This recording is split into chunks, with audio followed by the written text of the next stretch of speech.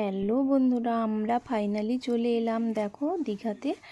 আর দীঘা এসেই সমুদ্র পাড়ে আমরা বসে গেলাম। যেহেতু আমরা সন্ধ্যেতে এসছি তাই চান করতে পারলাম না।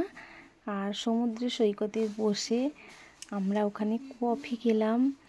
আর খেলাম কি বলো তো, গরম গরম চপ মুড়ি। বসে বসে সবাই খাচ্ছি আর গল্প করছি আর এই সমুদ্রের ঢেউটা এনজয় করছি।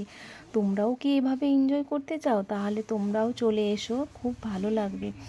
আর এই বিকেলবেলাটা সত্যি এতটাই সুন্দর লাগছে, এখানে পরিবেশটা এতটাই সুন্দর, খুবই ভালো লাগছে। আর এই ঢেউগুলো দেখো তোমরা, ঢেউগুলো কত বড় বড় ঢেউ আসছে, দেখেছো?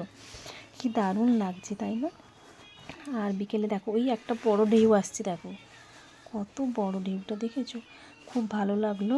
আর এই সমুদ্রের পাড়ে দেখো কত মানুষ বসে আছে। বিকেলটা মনে হচ্ছে যেন একটা মেলার মতন বসে গেছে একদম। খুব ভালো লাগছে। তোমাদের কেমন লাগছে একটু জানিও। আর পারলে তোমরাও এভাবে চলে এসো, যা দেরি করো না, তোমাদেরও খুব ভালো লাগবে। আর সারা দিনের ক্লান্তি বা কাজের মধ্যে থেকেও সব সময় ভালো লাগে না, 11 দিন যদি বেরিয়ে আসো না, তবে দেখবে মনটা খুব ভালো লেগে যাবে তোমাদের। আর যাই হোক, আমার তো খুব ভালো লাগলো। আর এই দেখো সমুদ্রের পাড়ে কত মানুষ বসে আছে, দেখেছো? এরাও এনজয় করছে খুব ভালো লাগছে গো।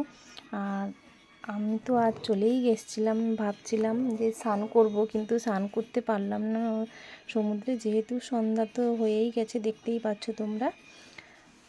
কোনো কিছু করার নেই, নেক্সট টাইম আসলে অবশ্যই করব। যাই হোক, আমার ভিডিওটা কেমন লাগলো একটা জানিও। টাটা বন্ধুরা, দেখা হচ্ছে নেক্সট